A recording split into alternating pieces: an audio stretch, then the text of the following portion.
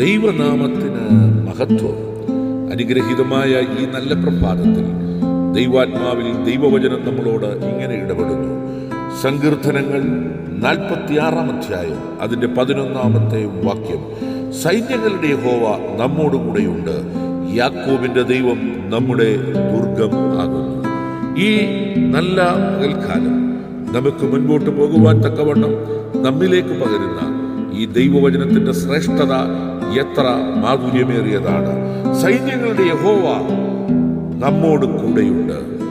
എത്രമാത്രം ശക്തിയും ധൈര്യവും പകരുന്ന ഒരു ദൈവവചനത്തിന്റെ ആഴത്തിലൂടെയാണ് ഈ പകൽക്കാലം ദൈവം നമ്മളെ ആത്മാവിന്റെ നിറവിൽ നയിച്ചുകൊണ്ടിരിക്കുന്നത്. ആകയാൽ ഈ നല്ല പകൽക്കാലം വിശ്വാസത്തിൽ ഏറ്റക്കുറച്ചിലുകൾ ഉണ്ടെങ്കിൽ തന്നെയും വിശ്വാസത്തിൽ തകർന്നു പോകാതെ ധൈര്യത്തോടെ ആ കർത്താവിന്റെ മുഖത്തേക്ക് നോക്കി മുൻപോട്ട് പോകുവാൻ ദൈവം നമ്മെ സഹായിക്കട്ടെ. പലപ്പോഴും അധൈര്യം പകരുന്ന, മനസ്സിനെ വല്ലാത്ത നിലയിൽ തകർത്തു കളയുന്ന ചില ചിന്തകളും സാഹചര്യങ്ങളും പൈശാചിക തന്ത്രങ്ങൾ സൃഷ്ടിക്കുമ്പോൾ അതിൻ്റെ നടുവിൽ കൃപയോടെ ജയമേറ്റെടുപ്പാൻ ഈ പകൽക്കാലം ദൈവമക്കളെ ദൈവം സഹായിക്കട്ടെ.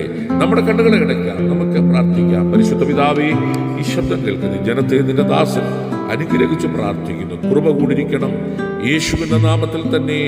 ആമേൻ, ആമേൻ, ആമേൻ.